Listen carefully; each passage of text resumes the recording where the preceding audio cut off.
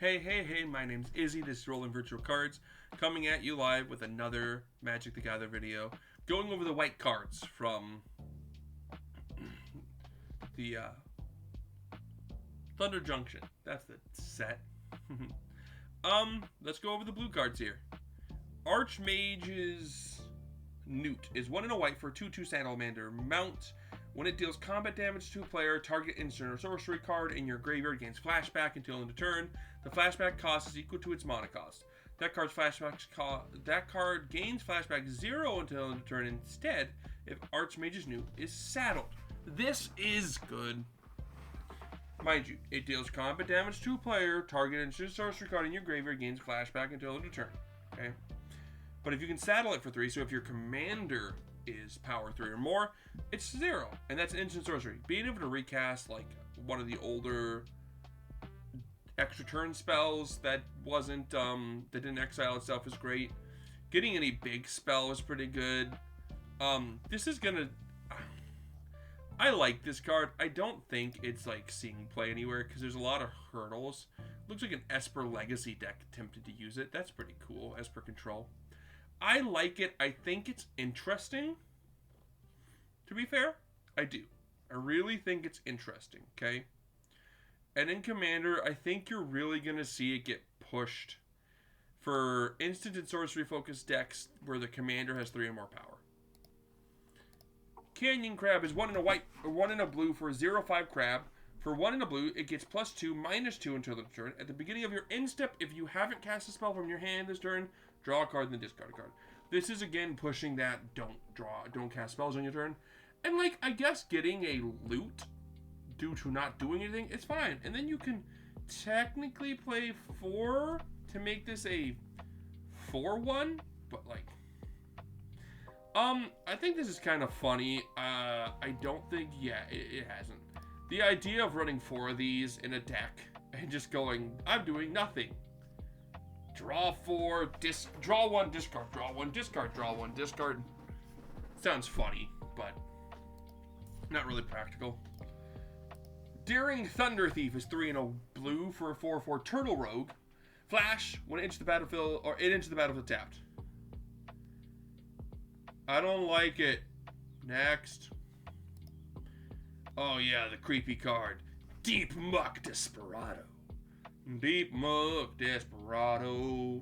2 in a blue for a 2/4 human Homerid Mercenary. Holy crap, do we have any is that down here? Do they have that? Like, they used to at one point. I don't see that. I'm just curious. Oh, sorry, that's go back. Let's I am like literally curious here, guys.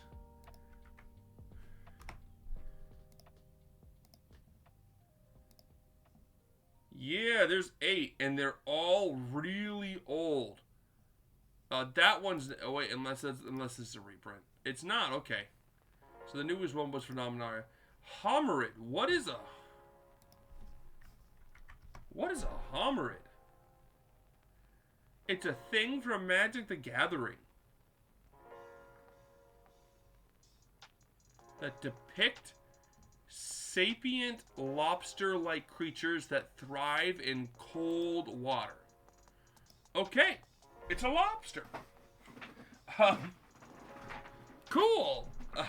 For 2 in a blue, you get a 2/4 humanoid mercenary. Whenever you commit a crime, each opponent mills 3 cards. This ability triggers only once each turn. I love this card because it's mill. Whenever you commit a crime, which means if you do a target effect, like target player mills cards, this will then make each opponent mill 3 cards. On top of that one already milling cards. Really like that. I think it's interesting. Yeah, mill decks. Only opponents, so not you. Not self, just my opponent mill decks. So I love that card. Jin of Fool's Fall. 4 in a white, 4 in a blue for a 4/3 Jin. Flying, plot 4. I hate it. Don't. Okay, so you can pay 4 and next turn play it. You could have played it. Bad card next. Double down. Okay, here we go. Mythic. 3 and a white, 3 and a blue for an enchantment. Whenever you cast an outlaw spell, copy that spell. This card is cracked.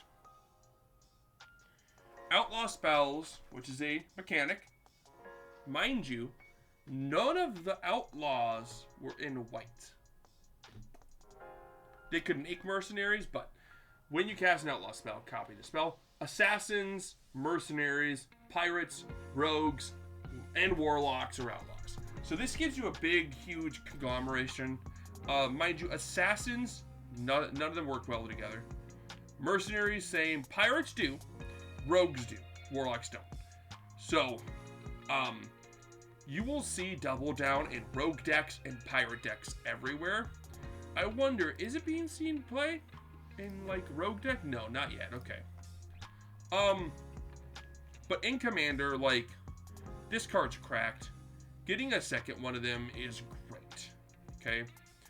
So, Assassin's Creed's coming out after Modern Horizons 3, and this will be in all those Assassins decks. But, like, if you're running Outlaws, this card goes in your deck. And you're in blue. This doubling your creatures is great, guys. There's literally no downside. The only downside is, like, legendaries. And even then, it's like, cool, I'll just sack one. And if it has an ETB, you get 2. Like, this card is in any Outlaw deck. Any Assassins only, Mercy. Like, if you're a tribal deck, cool. And if you're running enough Outlaws, put it in the deck. Duelist of the Mind. 1 in a white, blue. 1 in a blue for a star 3 human advisor. With flying and vigilance, and its power is equal to the number of cards you've drawn this turn. When you commit a crime, you may draw a card. If you do, discard a card. This ability triggers only once each turn. Oh, yeah. Yeah. This is the Nathan Stewart card. He's based off one of the guys who won. Who's the world champion. XX, that's 10, 5, 8. So 10, 20, 28. Yeah, so like, no matter what, as a 2-drop, this will be on your turn a 1-3. Then if you commit a crime, it becomes a 2-3. But like, if you cast a spell like target player draws 5, like Blue Sun Zenith, target player draws 5 or draws X cards, and you draw like 5 cards. Cool, you're all of a sudden a 6-3. That can be pretty good. And I also like this card in certain decks, like Raffine. I want this for my Raffine deck because of what it does, right? Like, it swings in with Raffine, and you like swing in like with 5 creatures, and all of a sudden you're conniving 5, which is a draw 5, making this guy 6-3.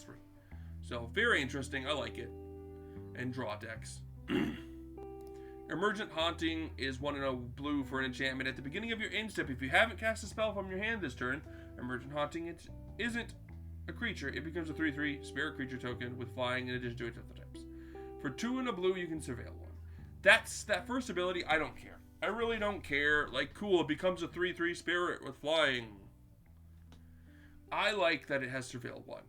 Being able to have a Mana Sink is great, and if you're a graveyard deck, being able to just ditch those cards in the graveyard is very useful. I think this will see play in graveyard decks in Commander. Failed Fording is 1 in a blue for an instant. Return target non-land permanent to its owner's hand. If you control a desert, surveil 1. If you're running a desert deck and you're in blue, you could toss in there as a good removal spell. Otherwise, it's a fine removal spell. Fibblethip, Lost on the Range. 1 in 2 blue for a 1/1 homunculus. Fibblethip. Ward 2, so it's hard to kill. You may look at the top card of your library. At a time, the top card of your library has plot. The plot cost is equal to its mana cost. You may plot non-land cards from the top of your library. So, what does this achieve as a commander, and what does it achieve as a card in it out of it? Well, as a commander, it's an interesting deck where you just always get to plot the top card of your library. This always gives you something to do. And so, it's a very generic commander, where you just play a lot of good blue cards, not counters, mind you. You don't want to run counter spells in this deck because plotting a counter spell is bad. Okay? You might say, well, I just won't plot then. But that removes your ability from keeping to dig from the top of your deck. Right? You already have to worry about like 33 lands. Right? A third of your deck being lands. Now you got to worry about counter spells that you really don't want to plot. But what's the payoff here? Stored. Okay? Or things that like instant sorcery spells being cast. Or non-creatures, or like multiple spells being cast. The idea here is you plot like 20 cards over the course of a game, running instants and sorceries that let you interact with your opponents. Again, that aren't counter spells, but still remove stuff, right? You're drawing into the cards anyways, you're using them to remove, but the cards on the top, you're plotting. Plot, plot, plot, plot, plot. Until you can go, cast these 3 creatures that give me like a 1/1 creature whenever I cast, or some type of token whenever I cast a creature, whenever I cast like an instant sorcery, then cast these like 10 instant sorceries. Get 30 of these creatures, and then pass the turn and hope that you win the next turn, or find a way to give them all haste, or something like that, right? Or a storm card. Or plot until you find a 2-piece combo that you can get out on the field and go, hey, here's my combo. I win, right? Something like that. There's a lot of stuff you can do specifically that way. Now, as a card, in the 99, if you play this card, like, you do get the extra advantage on the top card of your library that you can then play the next turn for free. So I think in a blue deck, if you're looking for a draw engine, this isn't bad. It's hard to remove, being a ward 2, and it doesn't give you enough advantage that a lot of people care. And like, it just gives you that one extra dig. And then you can go, oh, I want to play this card next turn. You can exile it to play it next turn. And then you can choose when to play it, which is a good plot. This is the first plot card that I think is actually really good, both in the 99 and in the commander, as the commander. Fleeting Reflection is 1 in a blue for an instant. Target creature you control gains hexproof until the turn. Untap the creature until the end of turn. It becomes a copy of up to 1 other target creature. Okay, so the fun idea about this is like getting like an extra attack trigger or damage trigger or a better blocker, right? Oh, I have like becomes a copy of up to 1 other target creature. Yeah, like you can also do this against your opponent. Like they swing their 10-10 at you. Boom, boom, copy of it, block it with the 10-10. So it's interesting. It's kind of a cool combat trick. I think outside of combat trick though, like getting an extra attack or damage trigger is pretty good. Geralf, the Flash Right is 2 in a blue for a 2/3 human warlock. When you cast a spell during your turn, other than the first spell that turn, you get a 2/2 blue and black zombie rogue creature. When a zombie enters the battlefield under your control, put a 1/1 counter on it for each other zombie that entered the battlefield under your control this turn. This is a card where like Fibblethip is both good as the commander with Geralf in it, and in the 99. Geralf, or Geralf, however you want to pronounce it, Geralf. The Flash Right is fantastic with plot. Plot 10 cards, cast them all, get a bunch of zombies, right? It's also just good with a lot of small little cantrips, right? But getting like if you can just keep going pew pew pew pew pew zombie, like a bunch of spells, like a bunch of small little spells, you will all of a sudden like flood the field, flood the game with zombies. And each zombie after the first, because it gets a 1/1 counter on it for each other zombie that entered the battlefield under your control. So the first one comes with nothing, but the second one is a 3/3, then the third one's a 4/4, and then a 5/5, then a 6/6. You flood the field. It's really gross, and it's seeing play in like Pioneer and in Modern Breach decks where like, yeah, that's the Jeskai Syndici, but like in Breach, the idea is literally just to like, Underworld Breach, where you just cast a crap ton of spells. Is it a side? Yeah, it's sideboarded because like it gives you another way to win. Vintage is running in Paradoxical Outcome. In the main deck or the sideboard? Looks like the main deck? Yeah, 3. It's literally running 3 in the main deck because it's a great, like, casting an insurmountable amount of creatures, getting all those big guys. Like, this card's it's cracked, okay? I love it. I think it's fantastic 1v1, and I love it as both the commander and the 99. If you're playing a spell sling deck, where you cast a lot of spells on your turn, just keep getting zombies.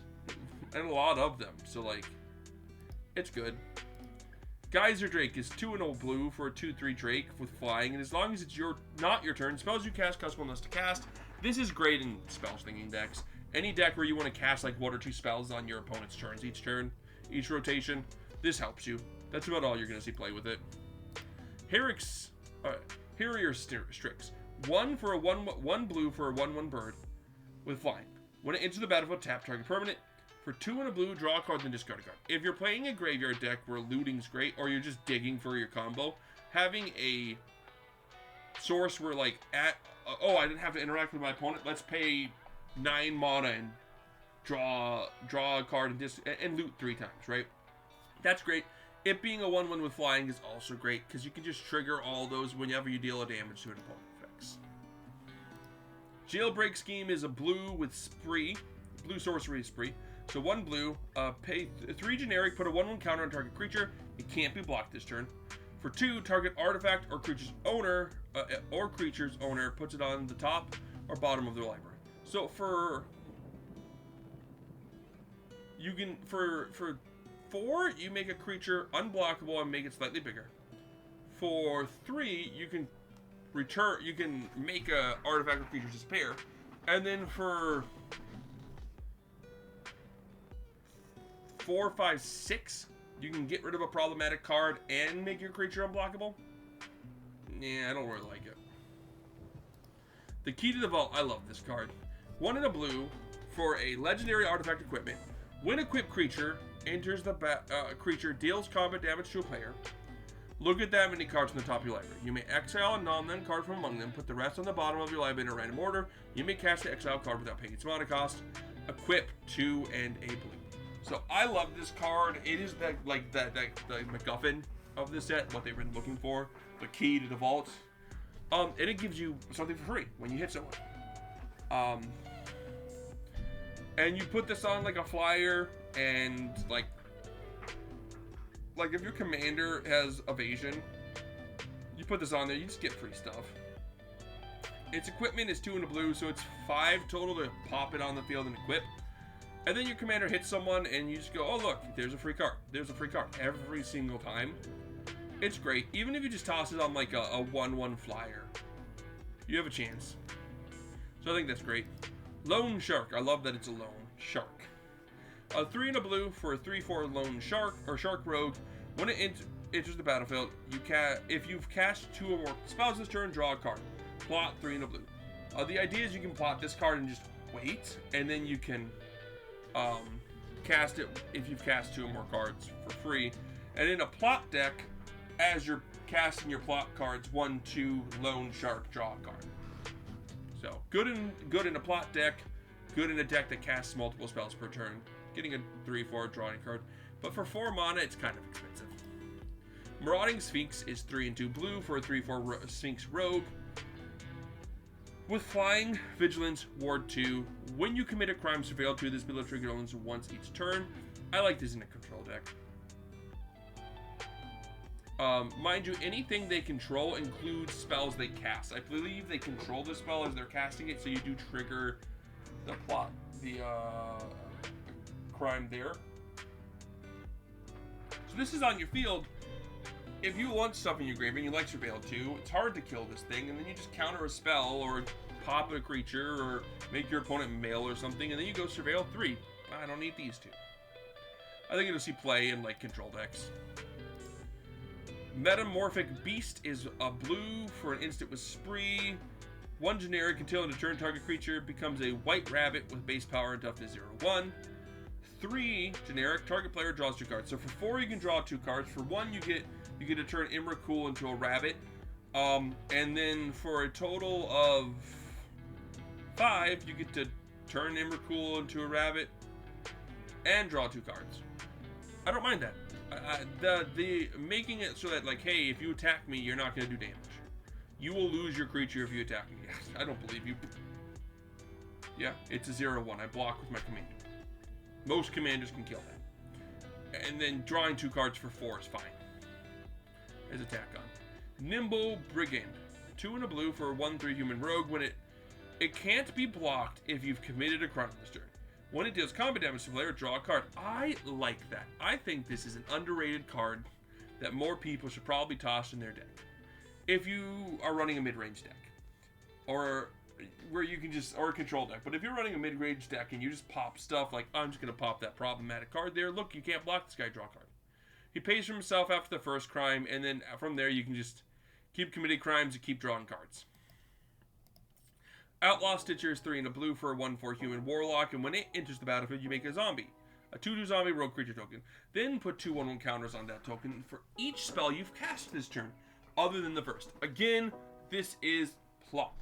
If you cast 5 plots, and then you plotted cards, and then you cast Outlight Stitcher as a plotted from the plot as a plotted card for free, you get like 5 plus 2/2 counters, so 10 counters on the zombie. It's a 12/12. Cool. Great for a finisher there.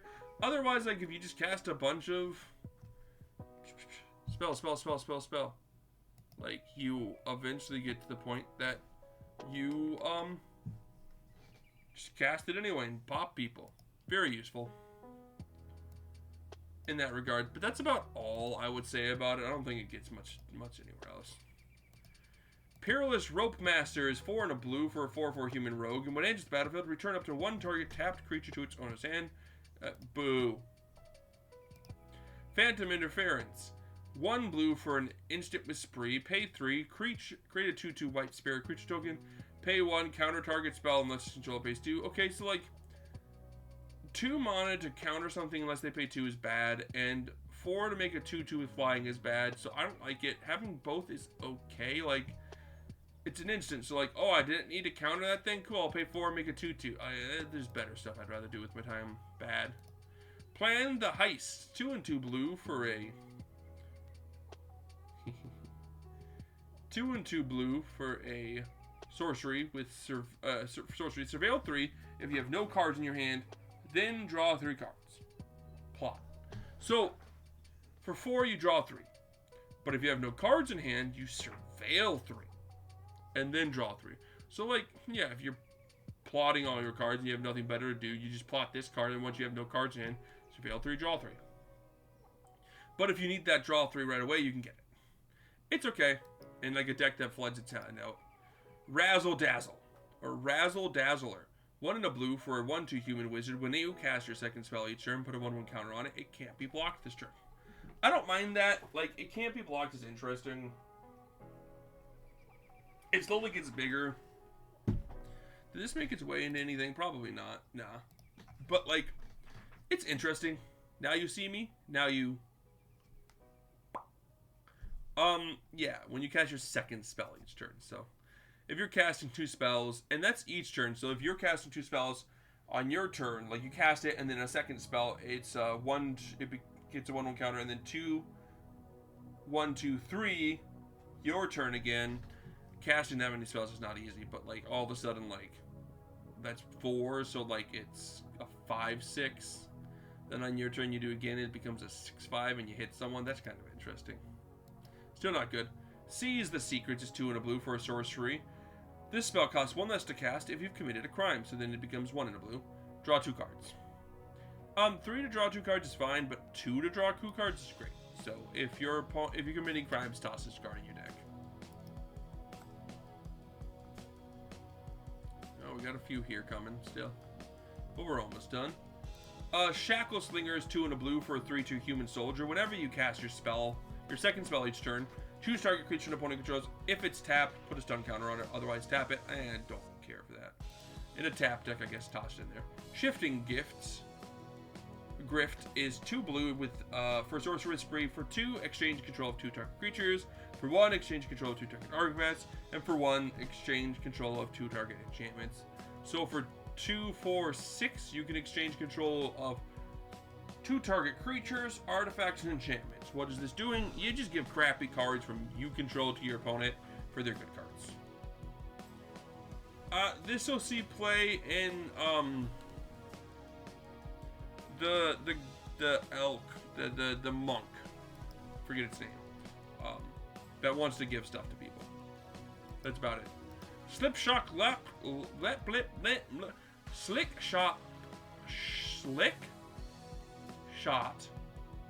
Lockpicker.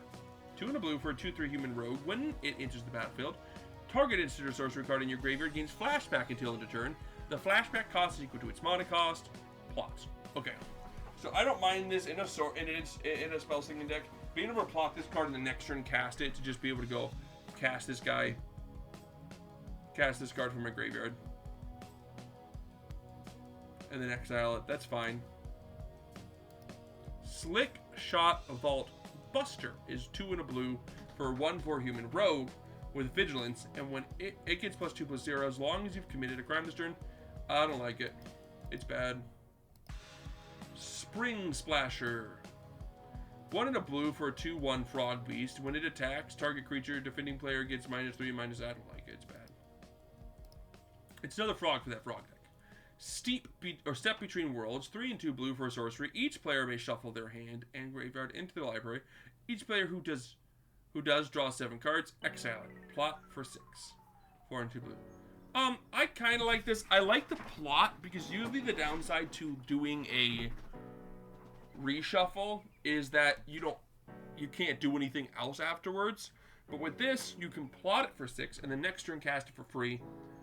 Each player can do it if they want to. If they don't, they don't. But you being able to go do stuff afterwards is pretty good. This is a BC play in any deck where your normal reshuffles would come from. Stoic Sphinx is 2 and 2 blue for a 5/3 Sphinx with flash and flying, and when it has hexproof as long as you've cast a spell this turn. Again, this is just not. Oh no. Oh yeah, Pioneer, Dimir Control. Okay, Pioneer and Control decks. Yeah, okay. Okay, Aragon, King of Gondor is running this? Oh yeah, okay, that makes sense. Yeah. So, 4 for a 5/3 with flash. So, in a control deck, being able to flash this guy in if you didn't have to counter anything is great. It having hexproof as long as you've cast a spell this turn is great because it has hexproof when it first comes in. Okay? Someone goes to kill it, you cast a spell, any spell, and all of a sudden they go, crap, it has hexproof. And this is if you've cast a spell. So if you cast a spell, no one can go, I'm going to kill that thing because you've cast a spell, it has hexproof. Anyone tries to kill it, you can just cast a spell. Very hard to kill this card, and it's a 5/3 for 4. This is putting in the work. I think it's much better than a lot of people giving it to because it reads kind of lame, right? 2 and 2 blue for a 5/3 Sphinx with flying. Cool. Who cares? It doesn't even have hexproof all the time. Sure, it has flash. Why not? But in a control deck or a mid-range deck where you're going 1 for 1, being able to just go, okay, I'm going to hold mana up, pass, nothing, cool. I'm going to pay 2 and 2 blue to flash in the Stoic Sphinx. My turn, hit you for 5, trigger my effects, draw 2 cards or something like that, pass. You know, you're playing control or mid-range. Oh, I'm going to kill your Stoic Sphinx. Oh, cool. In response, bounce your creature back to your hand. Your card fizzles. Oh. No, and you cannot go in response, pop your Stoic Sphinx because the hexproof comes on cast of your spell.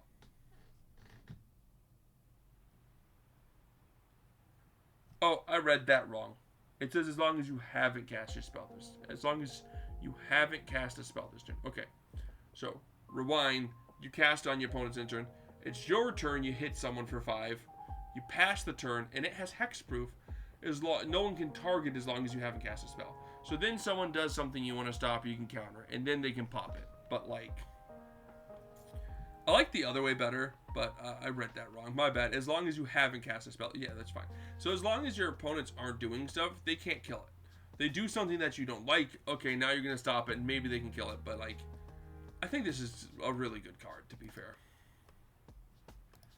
And now we've got Stop Cold, 3 and a blue for an aura, enchantment aura, flash, enchant, artifact creature. When it enters the battlefield, tap enchanted permanent. Enchanted permanent loses all abilities and doesn't untap during its controller's untap step. Yeah, if you're running an enchantress deck with blue, go ahead. Take the fall. For a blue with an instant, target creature gets -1, -0 until end of turn. It gets -4, -0 until end of turn. Instead, if you control an outlaw, draw a card. This is just a... ignore this entire top part of the text. Draw a card for a blue. It's a cantrip. This town ain't big enough. 4 and a blue for an instant. This spell costs 3 less to cast if it targets a permanent you control. Return up to 2 target non-land permanents to their own hand. Okay, so for 5 you can pop, you can go you and you back to their hands. For 2, you can go pop you and my guy back to hand, or you can just pop 2 creatures you need back to your hand so you can recast them. At instant speed, I don't mind that. I don't mind that at all. Especially if someone goes to blow up one of your creatures. Yeah. 3 steps ahead is a blue for an instant with spree. For 1 and a blue, counter target spell. So for 3, you get a counter something. That's normal. For 3, generic, counter target, or create a token that's a copy of target artifact or creature control. So for 4, you get to make a clone. That's fine. And for 2, draw 2 cards, then discard a card. So 3 total. So in the end, you can go, I'm going to pay 3 to counter your spell, and then 3 more, so 6 to make a copy of this creature, or copy of like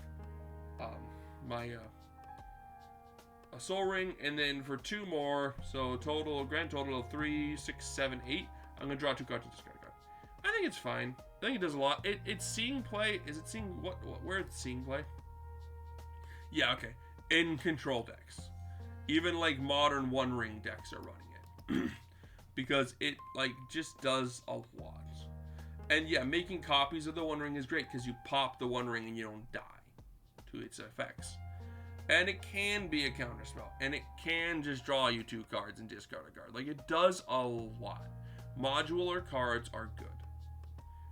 Because the worst thing this does is like, all the bad things it can do are good. Didn't need to counter something at their end step, go out and make a token. Don't need the token, just draw some cards. Visage Bandit. 3 and a blue for a 2/2 shape-shifting rogue.